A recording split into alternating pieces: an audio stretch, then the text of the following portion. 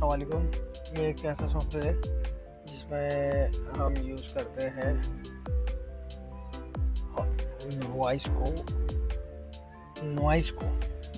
Voice का software और noise को रिडक्शन के लिए कम करने के लिए यूज़ करते हैं। तो चलिए शुरू करते हैं। ये किस तरीके से इस्तेमाल होता है देखते हैं। तो ये हमारा सॉफ्टवेयर है, इसको ओपन किया। अच्छा, ये है फ्री वर्जन, तो इसका कोई तरह मसला होता नहीं है।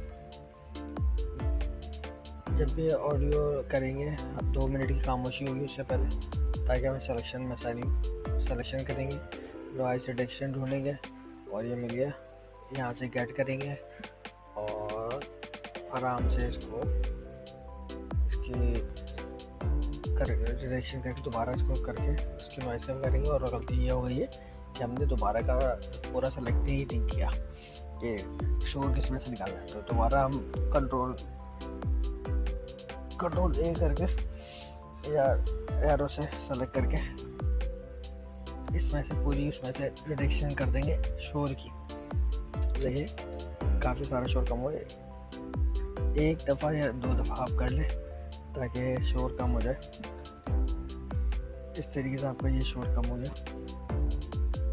अब आप इसको सुनें तो आपको काफ़ी फ़र्क पता चलेगा। इस तरीके से एक पार्ट हमारा मुकम्मल होता है।